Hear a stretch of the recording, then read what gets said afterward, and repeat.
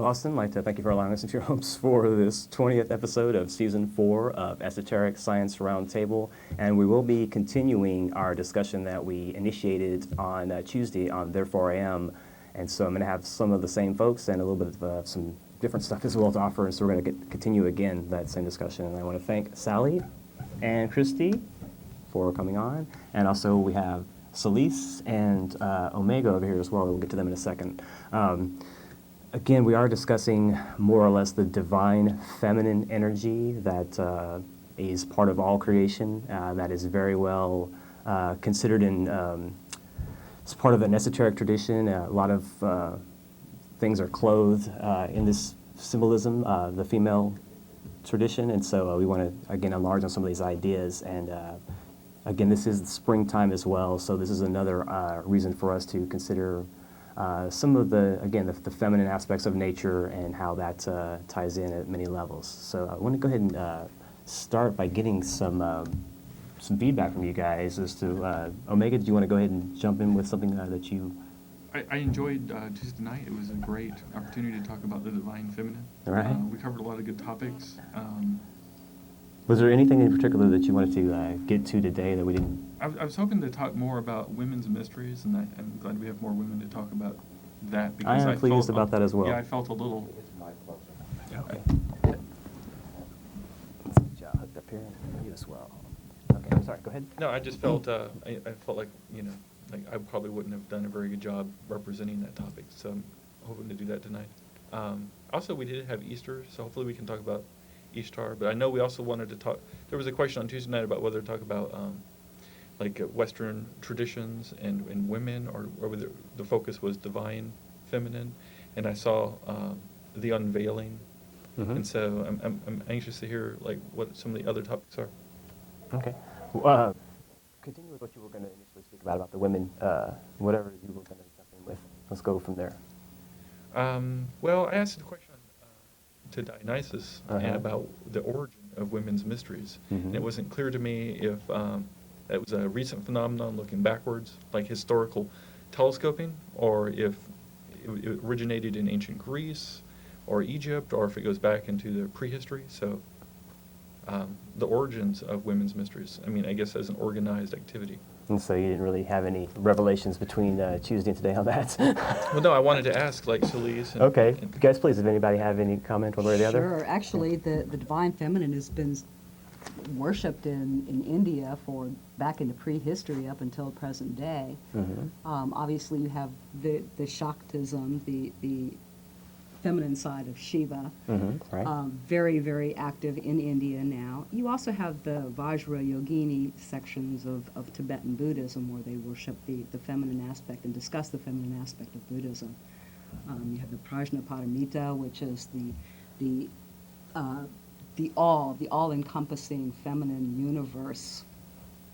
But considering we are talking about India, And the way the castes are laid out, would this have prevented women at any level from participating in some of the mysteries in India in particular? Well, the caste system is aside from the worship itself, Would that predispose who was going to be able to be privy to certain teachings and things of that nature? I couldn't really say. Oh, okay. I was just curious. I would say that one of the topics we talked about on Tuesday night was the re-emergence, the continuous re-emergence of goddess. And that topic will reemerge before the end of the show, for sure. Right, and so, for instance, in this particular topic, I think at every level in the caste hierarchy in India, there was still an emergence of the goddess energy. Okay, that's a very good point. So a no very good matter what clarification. village you were in, or at what level in the social hierarchy, there was like some kind of representative of goddess. Okay, very good point. I think you ladies would agree with that, more or less. Yes? I don't know that much about the Indian tradition. Yeah, I know less than that, so. Sorry, Corey. I have a good Okay. story. I mean, it ties in a little bit with linguistics. Please, go ahead. It was during the phase of Indian history where the Sanskrit itself was being developed, and they called it the effect Sanskritization. So India went through a Sanskritization. Okay. And the phenomenon happened where they had local river goddesses and nature goddesses all over India, and they all spoke local languages in the villages. But they came in with kind of these larger, overriding Sanskrit goddesses. And then they would have this magical formula where you'd have a god who would like marry both a local goddess and a Sanskrit goddess, and they went through this effort over thousands of years to essentially convert all the local Indian goddesses over to Sanskrit goddesses. You mean like the Dravidians versus the guys that kind of came down out of Persia? And I think that the Middle East? Aryan invasion theory might be false, but I think because the whole idea of the Aryan invasion theory was invented by Max Miller, who was a religious scholar. Elaborate somewhat on the Aryan invasion. Just that, theory. there was these darker Indians, and then there were like these Aryans who came in and attacked. Oh, okay. Okay, and it's like a standard story now in the West. Oh, okay. But the thought now is, and this is coming out of Indian scholarship, is that was actually an idea that the British used to essentially colonize the minds of the Indians. That when you look at the historical record, there wasn't the Great Invasion, that those people have always been there, and the word Aryan actually meant nobility. So that whole idea was just invented to kind of give the British some kind of moral Leverage. right to come in and colonize. That's It unfortunate. was a really recent idea.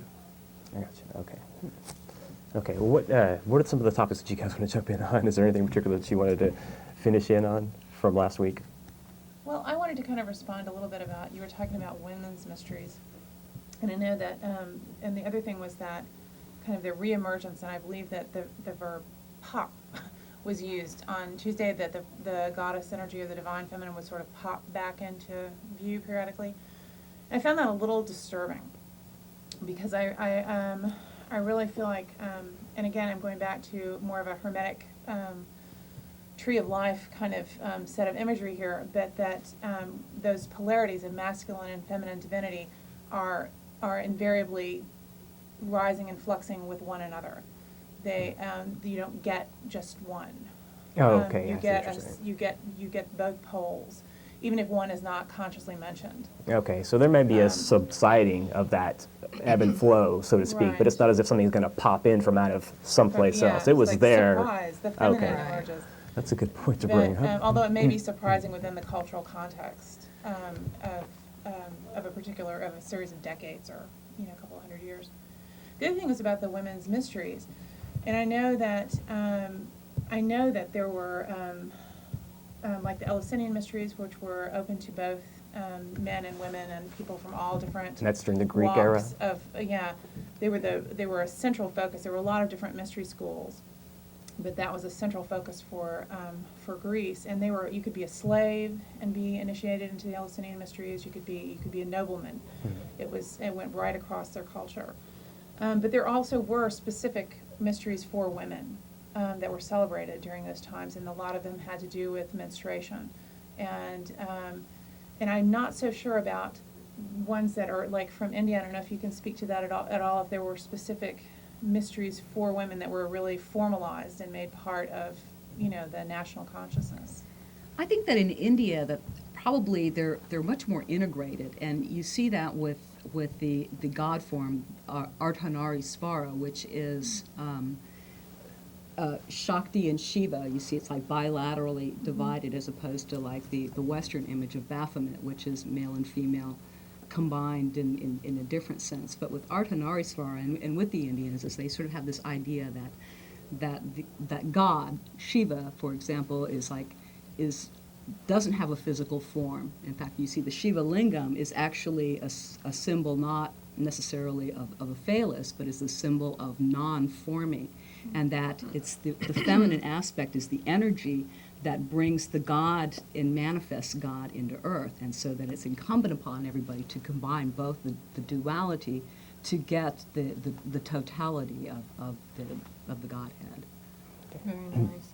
I think that really gets to the crux of what I felt like a lot of our discussion was leading to last time, which was really about the reintegration of that, ultimate divine feminine power and ultimate divine male power, and that our current religious thought, throughout at least this country, the Western country, is that, there's really been a castration and neuterization on both sides. Exactly. And I guess what I'm hearing you say, and I love this because it's like, wow, I'm getting this amazing lecture, and this is such a, it's like, wow, it is green over there. And what I'm hearing is it's green because there is this integration. There really is this embracing of both the divine feminine as well as the masculine, but then also holding that divine feminine up as a little bit, not more sacred, but as a container that they really seem, which I guess the Taj Mahal for some reason just came into my mind. Well, it has like both of those nicely rounded symbols and the minarets on the side. Yeah. But, And it was built for a woman specifically. well, there you go. It also So- completely depleted the treasury. But that kind of irritated everyone, male and female. True. Yeah, one of the things I was reading about Tibetan Buddhism, where they were talking about the Vajrayana, which is, they said that there are like two paths, and one is the path of creation, which existence is basically non-dual, but it's very hard for people to grasp that. So what the guru would do would be to teach about duality, and the feminine aspect of oneself and the masculine aspect, and it's the combination of these two that form one, and then therefore becomes genderless. And I just find that So by demonstrating pairs of opposites, they were able to demonstrate the unity and the formlessness. Yes, and exactly like in ourselves as well, as we are made up of both True. masculine and feminine, yet we are integrated into one. True, very good point. Okay, let's see, what about, I have one. please. Let me just throw one out. Have you Yeah. noticed, I'm not a musicologist or would have references at my fingertips, but have you noticed rock songs lately? There's at least 2 or 3 out there that refer to God as a woman. oh, yeah? I mean, just in terms of like permeating. Not the Joan Osborne thing, you're talking about more recently. It might She have been. actually refers to God as a man. Oh, she Oh. does? Yeah. Oh, Well, okay. I know that there's several songs on the radio that have Well, done this. and Dogma, And Dogma. the movie Dogma. Oh, oh, right. And so I guess what I'm Okay. saying is I think that like, I'm sorry you didn't like the word popping. I guess I was. It's okay. But there are Yeah. points in time where the patriarchal overstructure comes down really hard on society and tries to make everything masculine. This whole idea that everything emanates from a male deity, the male creator God. Kind of like, and if there's not like a sincere attempt to make room for diversity, and so they come up with this patriarchal structure that drives out diversity, and so there's only one way of thinking, it's really repressive. And I guess it's the repression that I was talking about. So in repressive societies where the feminine's repressed, that's what I guess I meant, that it comes out at the seams, because it always is coming out. But if it's being repressed, obviously, then it comes out covertly. So maybe covertly is a better term.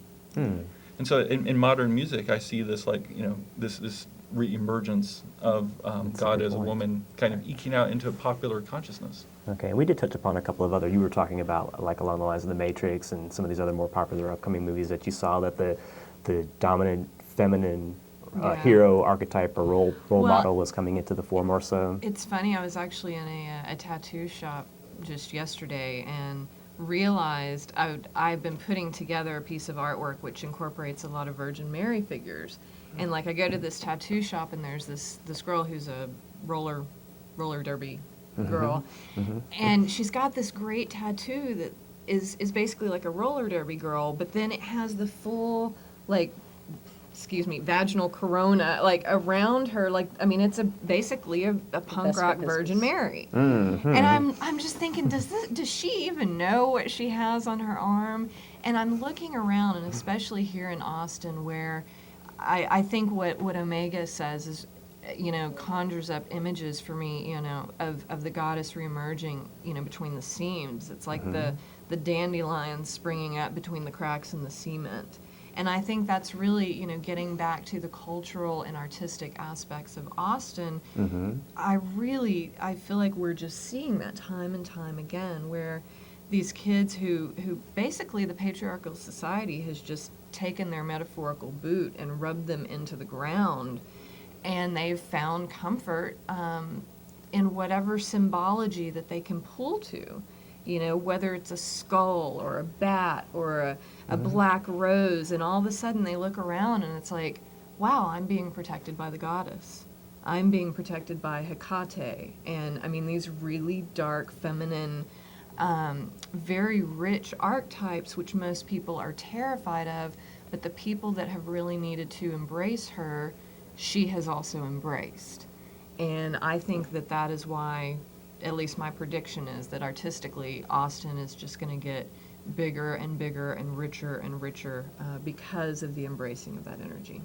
Well, I think that it's without a doubt that the emergence of the goddess here recently has everything to do with,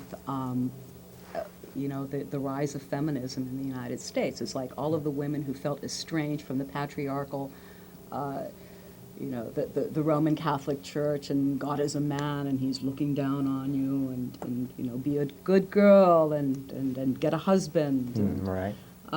It's like when women started fighting against that, then they also started fighting. It's like, well, why is God a man? It's like, if God is supposed to be this thing up there, why does he have a gender? And why isn't the aspect of God more as the maternal, the thing wherein all things are? That is so much of a maternal figure. God that encompasses everything, that's all around us and within us all. And if you start looking at science and like mitochondrial DNA and how it's passed from the mother to everybody, and it's like it's outside of the combination DNA. It's like it's sort of this continuous thing. I was having a discussion, and this was really the first time it started dawning on me what might be going on around me. And I was discussing with a very, very conservative, Southern Baptist convention. And, I just very simply stated, it really doesn't make sense that the familial lines are carried, that name is carried through the father.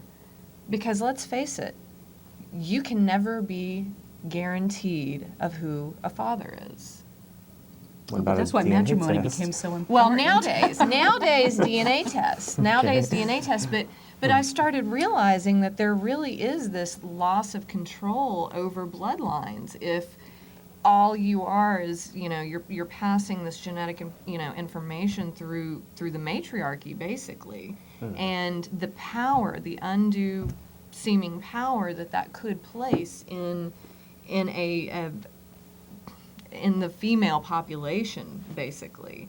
I don't know if there was a time where females usurped that power, but I do feel very strongly that there was a time where the men felt very threatened by that power. And We're not talking, are we talking about the witch finding times? I'm say earlier talking than about way before then. I mean, I think it's the, oh my gosh, wait a second. you don't spontaneously give childbirth. I contributed to that. I would say that probably would have historically come about around the time where you started having the the tribal herdsmen versus the women sitting, let's plow and plant. It's like that's when you started like really having that, wait a minute, seeds, ground, fertile, growing, and then all of a sudden the women just became the fertile vessel in which we plant our seed.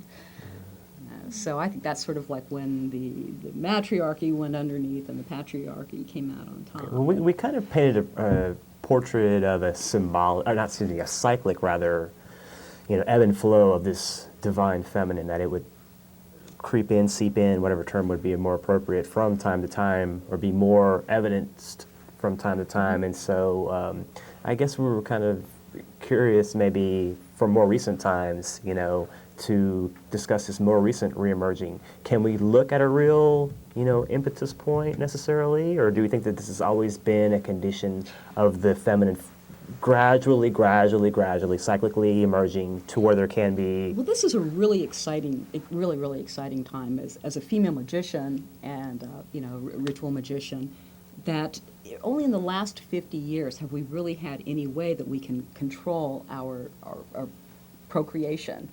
And we do it either through surgical means, through chemical means, but no longer is having sex a sentence to being tied to childbearing and possibly death and rearing and all of this other stuff. Mm-hmm. It's that for the first time in the history of mankind and womankind have we been able to rise up above that and not just be tied to that, and to have a little bit more expansion. And I think that's one of the biggest reasons why we have seen the reemergence of the goddess.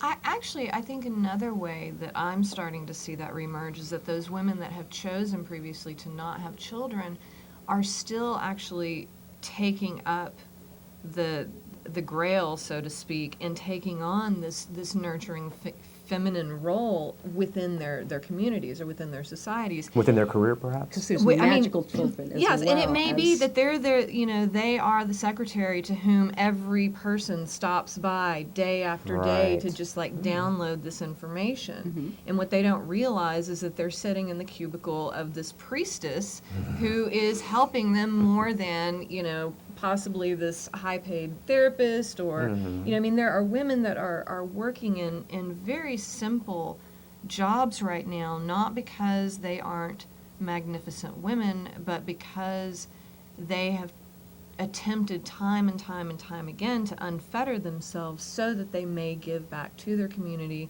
via the goddess. It's basically being a vehicle, a vessel for that divine feminine, which is to nurture, which is to protect. It's the matrix, literally. The matrix is like the thing that everything comes from.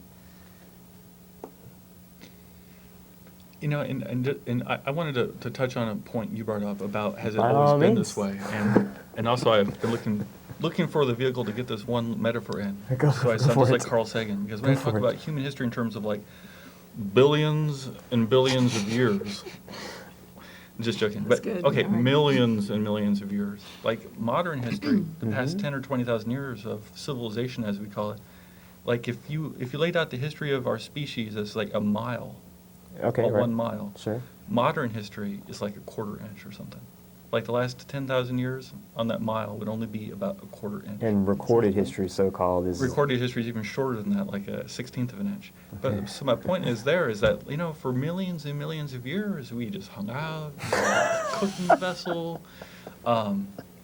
It's like All we you needed to know is how to corn, plow the field, And If that. we didn't have Nintendos or anything, and so I think that there really wasn't maybe any repression of goddess, and so it was like a non-issue.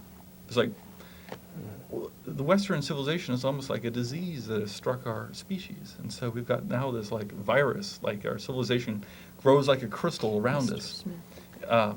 and so now it's like suddenly we have the modern condition. But we need to have these self-imposed restrictions and limitations in order, I think, to kind of exacerbate the situation and kind of put the pressure cooker together to really bring out I think a it's full about- blossoming. Well, and I think that full blossoming is basically the full manifestation of the tree. I mean, I think that all that hanging out was basically. That was a cool, nice analogy, Thank or you, nice thank little you. It segue, all huh? comes back to the tree. Okay. But really, I think that that hanging out is metaphorically or even very physically those rays incarnating down the tree. And as you know, I really feel like now we've got those energies. We really have the tree fully manifested, and now it's a matter of very quickly on a day-to-day basis really aligning it within yourself. But I feel like a lot of the culture shifts, a lot of artistic shifts that we've gone through, a lot of the growing pains was just like the tree trying to get along. But You but know? I'm just saying it's a really recent phenomenon. So this whole idea of a patriarchal, hierarchical society, coming down on us, is like kind of maybe new. It's Like kind of new an within urban like condition. Like since like the within 2,000-3,000 years. yeah, or 10,000 maybe. I don't know. It's like an urban Yeah. problem. Or What do you something. think about like an Alexander the Great, though? Do you think that they were this beneficent kind of domineering? I don't think it was very helpful at all. I don't think it was really super helpful. Okay. I mean, I don't know. Obviously, there's different opinions, but just marching across, Asia Minor, like raping and pillaging and stealing stuff from locals, and then making it all the way to India, and then But it's the civilization, though. You know, It's like it's founding running cities and water naming them after garbage yourself. disposal. Okay, I'm I going to mean- throw a real big wrench in the works then. What about the aggression that's going on currently that may have a side effect at some level of lifting some of the oppression in the Middle East? That's obviously not the intent of the instigation that's going on in that area, but there may be a side effect at some level. And how do we rationalize, or how do we throw that in the mix and to consider that as well? Are you just chomping I at the feel bit? like the karma wheel is just coming to a big grinding halt for everyone right now. And I think that there are pockets of energetic strongholds in this world where time and time and time again, civilizations built up around these centers and they co-opted the power, whatever, it just happens. And then you have to run it full circle, and the best way is to have it all happen over there. And, it's not, sometimes I get accused of being, cold-hearted about these things, but it's like, it's difficult for everybody right now, and we're all choosing to see the end of this civilization the way that we need to experience it. And there are those that, they signed up for the warrior path, and George Bush said, great, we're sending you over here. Mm-hmm. And they need to take responsibility for that. They need to take responsibility for signing a contract that says, yes, I'm going to kill somebody for my country.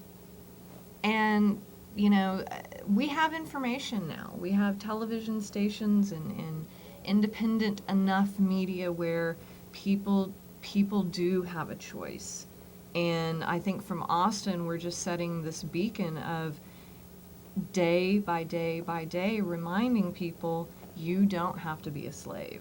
And for those that have chosen to be a slave, they're having to get out of it, and I'm sorry, it sucks, but it's an interesting and difficult path for all of us right now. So it's a total opposing of forces, and if you can stay on the roller coaster, go for it. Okay, so you think that's just symptomatic of a larger picture then? That's my personal global view. Okay, did you guys care to comment Yeah, I on that? mean, we all have an opinion. So Yeah. sure, we're all liberal here. I mean, we don't seem too conservative, but I would say people. I think there's definitely a force in the world. I don't think it's concentrated in a single person or a small group of people. I think that there's definite effort to immanentize the eschaton, to make the apocalypse happen, to have World War III, even though we call it World War IV. And I think the victims will be orphans and widows. And there'll be a giant 25-year cycle, and so 25 years from now, it'll be like all these angry young 19-year-old men with rifles starting something else. So that's my liberal I think opinion. we're still getting away from what I was initially intending. I'm sorry. For some I wanted to reason, give I my was thinking opinion that you on were the talking global about thing. Afghanistan. It's like, Well, I'm talking about the Middle East. divine feminine, Yeah, right? no, I am. I'm not, as far as the perception that the women in the Middle East are repressed, oppressed, subjugated, the burqa But, is the men worn are by too. choice or... That's really interesting, though. I read a fantastic set of books that was on Islam. Okay. That was written like in the 50s. Mhm. And one of the things that people that come from a Judeo-Christian background fail to realize is like how much of it's like through the looking glass, where we talk about Abraham and Sarah, and then there's that old slave girl Haggai. Well, she was actually the daughter of the Pharaoh, and she was given to him because, well, the Pharaoh had been sleeping with Sarah for 7 years. And so Sarah was not just a slave girl, she was the daughter of a Pharaoh. And when she did become pregnant with Ishmael, Sarah had a fit about it and had her put out. So Sarah, Hagar is a real big, important person in Islam. And she set her baby down and went in search of water, circling around 7 times. And when she came back to the baby, she saw this archangel, it hit his wing on the rocks, and water pours out, and then they build this well house. And Abraham comes and actually helps Ishmael build the house, which is, like now if you look at the I'm pulling so much there symbolism it out of what is. you're saying. Sheesh, Well, that's the 7 times in the Hajj. and collectively that- building the house. building the house. It's the house of God. It's the house of the beloved. And if you go a little bit farther down to Muhammad, it's actually Muhammad's first wife was actually a divorced woman, and their initial thing with society is that they rescued baby girls from the desert who had been abandoned to die, as was the custom then. And so, that was their really big drive early on was to rescue the girl children. And in Islam, women are, they had more rights earlier than Western women did. They were allowed to hold property. They were treated very well within the sanctity of their own homes. And a lot of women, if you talk to Islamic women, they look at the burqa as protection against, these men that might do them harm. And it's like, it's a protection thing. We realize that this is a very magical society, and so when you look at it with those eyes, their customs and behaviors become very different. And then there's also what I believe is a whole other culture that goes on that's not even seen. That Western behind the eyes veil. Bring it would, back to your veil here. We can't even see that. So it's like we can't even quote unquote judge what it is that society is truly doing or participating in.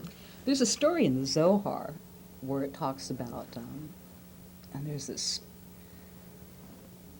the Torah is like a beautiful woman who lives in a tower, and she goes to the window every day and peeks out from behind the curtain, and she looks down at her lover, and her lover every day comes and stands in the same place and looks up hoping to see a glimpse of her from behind the veil. And she says to him, "Tell that fool to come closer." And he comes every day to the marketplace, and he stands the same spot because he knows that his lover will look at him. And so she speaks to him from behind the veil, words riddled with allegory. And little by little, he comes to know her better until she reveals herself to him from behind the veil. And only then, when a man has fully met the Torah, can he really understand her, and only then can he become the head of his household. I think that's sort of like one of the allegories you were talking about, lifting the veil. I believe so. I think that's perfect. Glad you could share that with us this evening. Yeah, our fast food culture doesn't quite jive as well with that type of With the slow approach? yeah, The gradual yeah. approach? What about the vows of silence early on? You think people could pull that off in this day and age? A few years of silence, not saying anything at all? Oh, I think a lot of people do. But I think it's also a lot easier to be silent than it is to be intimate for a lot of people. Good point. Wow, we're delving into some serious Sorry. issues here today. Yeah, but that's But I do, and I think that there is a time where women need to do their work, and there needs to be sort of this hormonal flux or change that's allowed to happen. I think that the Masons have cultivated that quite well on the male end, where there is a recognition of being doing magical work or doing some type of work with my own gender is appropriate, but then also honoring the traditions that really weave those two genders together, instead of trying to subjugate either one of them, but saying, look, this is a tapestry that we're weaving, and we need all the thread. Okay, Sallie, I have to ask you to reply, give us something. You've been silent for so long. I'm talking about thread Well, we here. went way off into various different layouts, so I just thought I'd watch and see what would happen. Okay, is there anything on your journey that you care to? Well, no. No. I She's really going to practice silence. there you go. Easier than intimacy. I'll just stay non-intimately silent.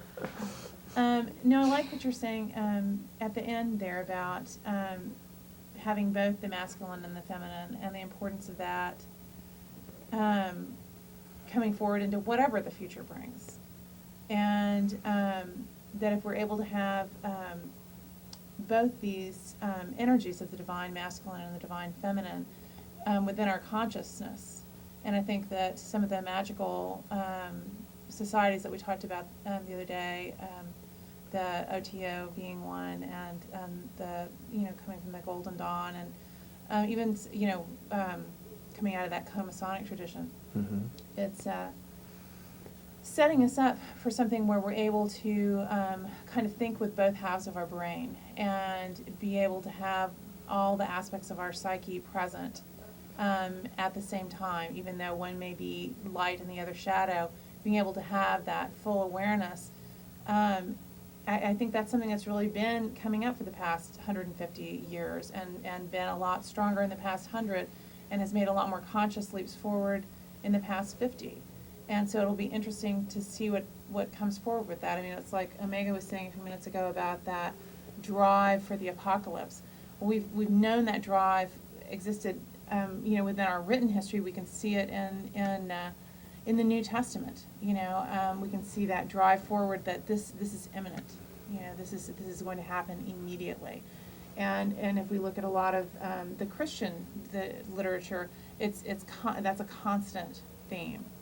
And so whatever the end of this age may bring, whatever the next feature may bring, it'll be greatly enriched if we can have that magical force of the polarities be really present. I mean, and Sulis, you were saying earlier about that Indian model, or even maybe it was the tantric teachers where they talk about the duality in order to finally bring you to that synthesis. Yeah, and another interesting thing I find when talking about dualism in India is that it's not Aristotelian, where it's like, it's man is light and woman is dark, and man is good and woman is evil, man is day and woman is night. In India, it's like man is the flame and woman is the heat of the flame. It's like they're They were not, suave. Yeah, it's like, this man is the ocean and woman is the wave, to where they're complements rather than opposites. And I think that mentality needs to be bred more so. That needs to be more of our modern day approach to the whole topic. But let me ask this, Sallie, along the lines of what you were saying a second ago, how do we see the role of the esoteric group, the esotericist, the esoteric unfolding? Where does that lie in relation to this unfolding of the feminine and this finding balance? Is that something that's very key and very crucial to the unfolding of this for humanity? Is this something that's just a little side bar issue that a few people will dilly and dally into? Or do you really see, as I do, I'll just go ahead and lay this out, I see that the esoteric societies for hundreds of thousands of years actually have been laying the groundwork for all these things to emerge gradually through, betterment in social consciousness and respect of all life, respect, and a view of everyone as our brother, universal brotherhood, all these things that can come together, goodwill, right, human relations. I feel like the undercurrents have been, being cultivated for thousands of years through these groups. And so I see this as being a real culmination, allowing the more feminine attributes to be, more emphasized. And considering also the heads of a lot of these organizations were women, very bold, pioneering, in some cases domineering women, as in the case of Helena Blavatsky, but these women, with very visionary women that felt compelled to do some work, and a lot of times it took on a humanitarian connotation. So what do you think the worth of, or the value of the Esoteric Society through all that has been and continues to be? It's so tempting to say, oh, they're just marginal. They're nothing. No, they could be. We can take it that way, but I don't think so. I think that the point of that kind of magical work, and we touched on this a little bit last week, is that when these formulae are worked, even only if it's only between two people, if that balance is achieved only for a moment, that sets a keynote, that strikes a vibratory rate, Okay. which I believe echoes out throughout the whole culture. Okay, right. And that's sort of the point of doing certain kinds of magical work, is that you establish a tone, you establish a certain vibration, Mhm. and it alters your life, and it alters the lives of those you touch. And it may take generations for that to come about, so that it's common knowledge, or it's something that's commonly done. But I think when we look at some of the leaders of these different groups, I know that we were talking about who are kind of some of our favorite, Right, sure. feminists, or our favorite women. Mm-hmm. And looking at like Florence Farr, for me, is definitely one of those women. Mhm. And she not only did the magical work, and also had a career, but then at the end of her life, she went and she worked as a teacher and a healer in Sri Lanka. I mean, it's like she gave up all that public work and went and did a very much just a one-on-one, intimate. I can do this. I can work with these kids. I can teach. I can do this, at a very, very practical level. Very simple level, but nonetheless very profound, I think, too. Well, I think it's a nice echo that, I mean, it's like she worked to establish some things, which I think that even if we look at the New Age movement Mhm. in this country over the past 20 years, a lot of the Golden Dawn, I think, influenced what's come about here. Okay, so a lot of the repercussions are still ringing out from all Yeah. that, and they Yeah. will continue to, I guess. Okay, very Yeah, good. continuing to pump out the power. Okay, sounds good. Well, I think we got some phone calls here, so do you guys want to go ahead and delve in and explore and see Okay. what the public has Yeah, to say? absolutely. Okay. Hello, caller, you're on the air. Go ahead. Hey, how you guys doing? Good, yourself? Pretty good. You're just talking about Blavatsky, right? No, we're talking about all kind of esoteric. Well, we're talking about women and the influence of esoteric societies, also just the influence of feminine energy in general as well. Yeah, I've been studying a lot of this stuff lately, Mm-hmm. and I feel we have to be kind of careful. Not necessarily. Well, if you're talking about unveiling the feminine energy, you guys know how powerful that is, and I'm just saying that a lot of bad things have happened on this planet because of bad magicians. I'm not saying you guys are bad magicians or anything like that. Right. But I was just kind of curious because you just brought up Blavatsky, Right. and what is the connection? I've read some stuff by C.W. Ledbetter. Did you call Jack Blood's show the other day by any chance? Speaking I about the called Aryan him race? like the other day. You're talking about the Aryan race? Yeah, the whole thing with the seven Okay. races and God is good. God is good. I am pleased to be able to speak to you because I heard that broadcast. And, okay, the whole thing with the Aryan race, first of all, the Aryan race has a lot of sub-races, the first being the Asian Indian, then the Persian, then the Babylonian, Chaldean, Egyptian, Hebrew, then getting onto the Greco-Roman, then getting onto the current, which is the Anglo-Saxon, the white male-dominated energy of the Aryan race is what we're going through now. We're passing out of that. As you can see, these guys that are in control right now are fighting tooth and nail to keep in control. And yes, they are using a dark black magic, if you will. If you really, really want to study Blavatsky's life, you will see that she was persecuted by the establishment from the get-go. There was even a couple of house servants that were sent into her home to help clean up, and they completely wrote all these lies about her. They reported back to this spiritualist society, and they wrote a bad smear paper on her. These people, their last name was Colomb. Think about Columbia. Think about the Columbine. Their last name was Colomb, the dove. They were sent in You know, all these things that I'm sure you're aware of. There's a dark feminine element, certainly, but there's a battle of light and dark going on continuously. And so there are those proponents of helping out universal brotherhood, as I believe firmly that Blavatsky was, and a lot of the adherents of the so-called Theosophical Society. And there are equally bad women that are involved with bad things, that are very power hungry, that are very materialistic and selfish. So there's always going to be a balance. But I think a little bit more study and research into these areas, I think you'll find, you'll find whatever you're going to find, but there's a lot more to be delved into. I'm just going to, I don't want to try to influence you one way or the other. I would just, if you're curious about these things, delve in. There's so much information out there. Especially And with the net. yeah, with the net available. Go to blavatskynet.com and read why she named her magazine Lucifer, for instance. You know what I mean? Yeah, I've got I've only got one of her books, The Voice of Silence. Mm-hmm, right. And, the stuff in there is basically just a lot of stuff about India, I guess, on a certain level. But I would say check out Blavatsky.net, and she has a bunch of articles, there's a bunch of unpublished stuff in there, and it even explains why she named her magazine Lucifer, which that is a big sticking point with a lot of people, and I can firmly understand why. And there's a lot to be delved into, without question. Yeah, I've been like really interested lately in science in general. And now, another book by Annie Besant and C.W. Leibniz called Occult Chemistry. It came out in the 20s. There are now modern-day chemists and scientists that are looking at that book and that are amazed at how accurate the information that they basically devised psychically, if you will, is accurate and is current with current modern ideas in chemistry and science. And so they were able to be on the cutting edge of a lot of scientific understanding by delving into this occult science, if you will.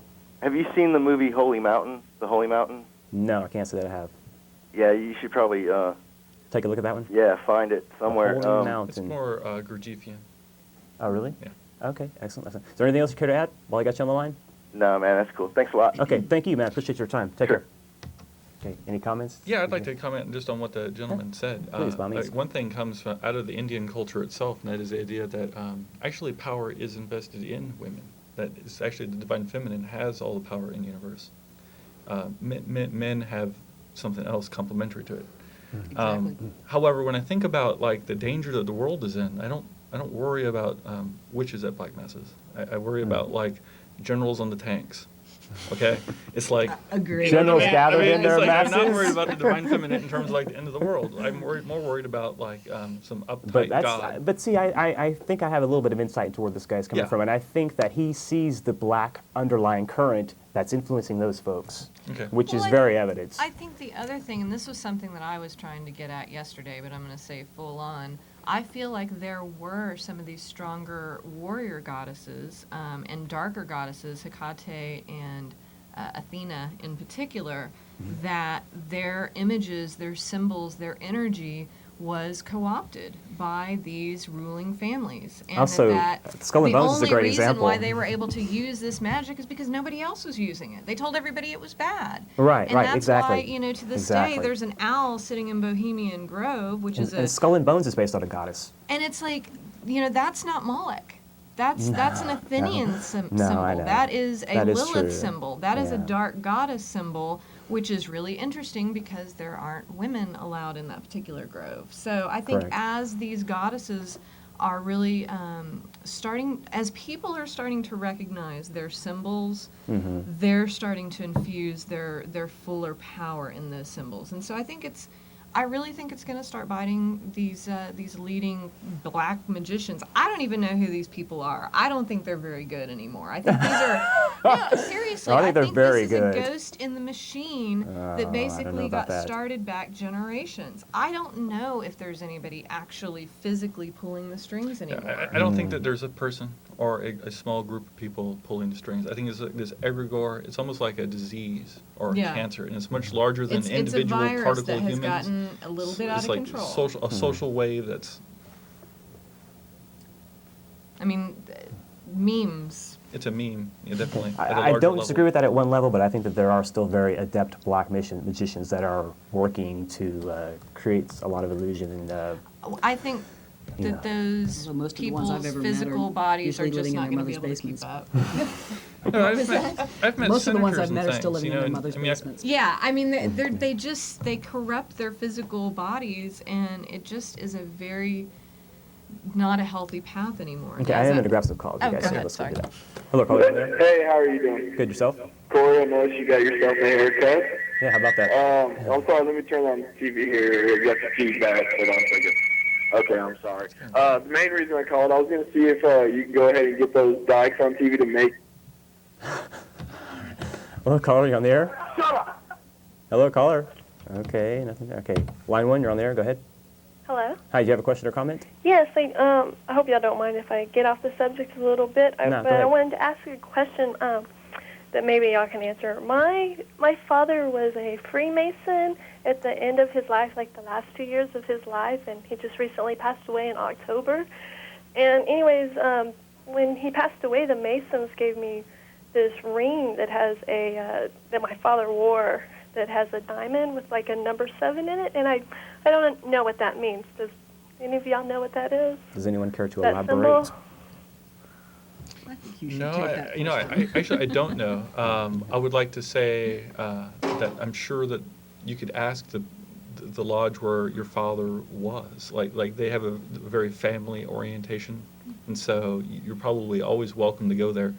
You have a lot good of point. rights and privileges being a Mason's daughter, and so I'm sure like that they would probably be able to answer. Probably they in their minds had some symbol that probably does mean something.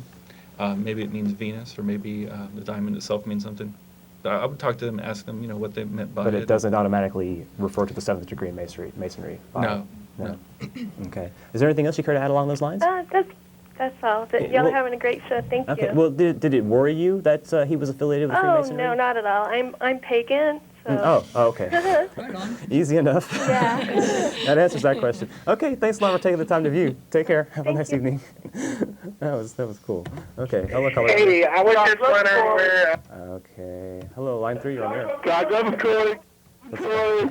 Okay. Those your drunk friends from I tonight? don't know. Okay, we don't have a whole heck of a lot of time left, so in the waning minutes, let's I wrap it. Actually- I had one too. So go ahead. I wanted to get one thread in before we're done. But Okay, go Okay. ahead. I really, I want to bring this back down to a very, very physiological basis. And one thing that I feel is really going on, I think the movie, I can't even remember the name, but basically people are talking about a pole shift. There's going to be a pole shift. The planet's going to experience I did a pole show on a shift, pole and then shift. it's going to With freeze. and da-da-da. Spensky. Yeah, day after And what I tomorrow. honestly, in my body, feel is happening is that there is a pole shift, Right. but it's our brain, and that we're actually going from the left brain didn't see my to show. the oh so scary I did right that brain. show. I called it a pole shift, and that was all about our shifting It was consciousness. in Wired magazine too. They talked about exactly what you just described in Wired magazine. Okay, well, cool. Yeah, good. there. I think that's basically what's happening. So if you're a Christian and that scares you, well then learn how to draw. Okay, Weaver. Go with the thread, Spider Okay, Boy. I've got a thread. I wanted to jump back really quickly to when we talked about Islam and how, you know, America's here to like, you know, go over there and defend women and like, you know, get them out of those burqas. I've heard that from some people, Right. actually. So that but what's interesting is because we don't hear a lot in America, we don't hear a lot of the Islamic rhetoric.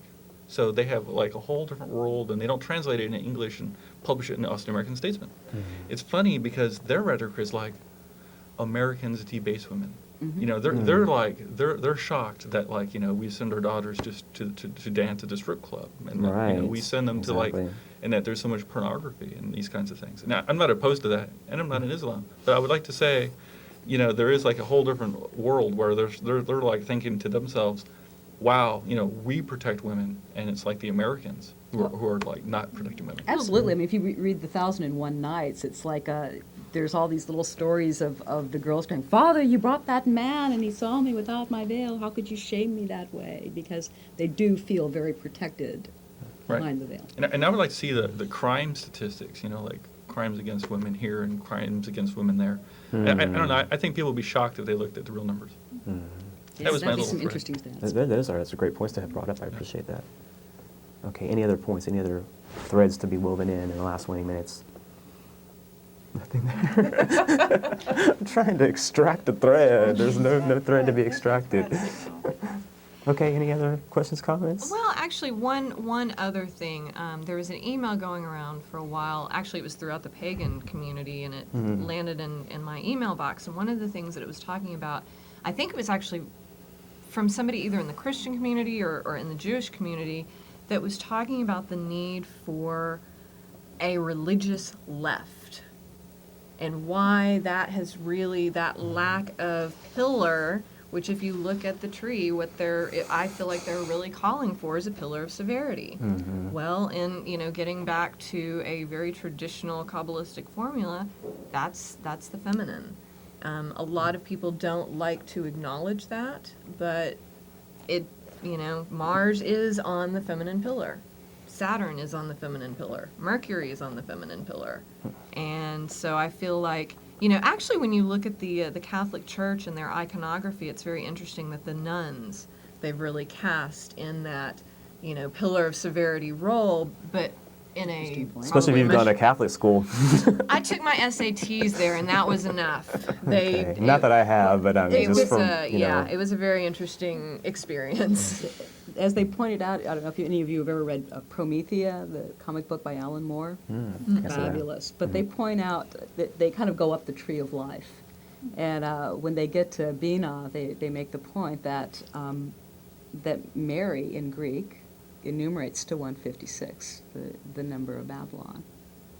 And Binah classically represents the divine feminine. I have a question. This is something talking about Christ, and that Christ to me is a title. And then one day it came to me that Mary was a title. And is there any historical context for most that? of the solar saviors, it was either Mary, Maya. Well, yeah, M-A-R, Mar is the sea. Okay. But they were always, in almost every case, except for with Ishtar. But I think her name was Miriam, actually. Okay. But there's always been a deviation or variation of Maya, Mary. Mare. Actually, I had a question that I didn't get answered last time. I was going to ask Dionysus. Let me just throw it out if we have a few seconds. And that is the dove. Is the dove a Christian symbol of the Holy Spirit as the divine feminine? Do you happen to know that? Or should we Google for that when we get home? Or? I don't think the absolutely, divine it absolutely feminine is per a symbol of se, is it? divine feminine. Is it? Okay. And it's Okay. also the, it's very kind of veiled. But there's another thing that's sort of interesting when we're talking about the tree of life is that in Thelema we talk about the serpent and the dove, choose ye well. The dove is, of course, is the descent into incarnation. The sense of with it is death. So just thought I'd point that out post-Easter. I'm actually getting back into the column, Columbia. Right, that's what I was thinking about as well. Because the dove just keeps coming up time and time and time again.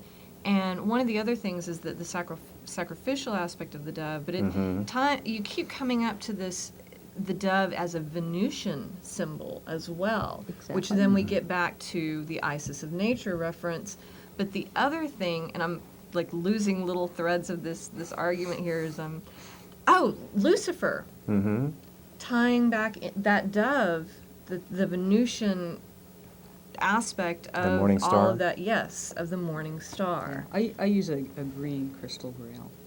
It's for Luciferian purposes.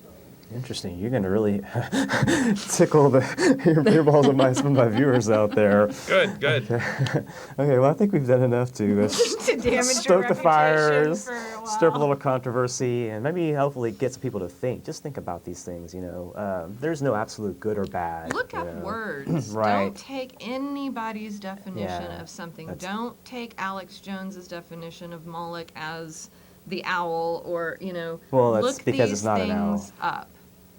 Moloch has always been a bull, and that's. And he will always stay a bull. I've never seen it portrayed as an owl, but that's just, I don't know. Maybe it is somewhere, I just don't know it. Austin is becoming a very, very smart occult town, and you just For can't good reason. be lazy It's been with for a your long arguments time. anymore. Okay, Mecca of I Texas. have to thank you guys very much. Sallie, Christy, Sulis, Omega, it's been a pleasure, you guys. I really appreciate it. I want to thank my producer, Chris, for commanding the helm of the Starship Esoterica. We'll be back again next Thursday, 8 p.m., Channel 11. So I want to thank everybody in the viewing audience that took the opportunity to check the show out today. And sorry we didn't get to all the calls, but try us again next Thursday. Take care, Austin. Have a nice evening. We'll see you. Bye.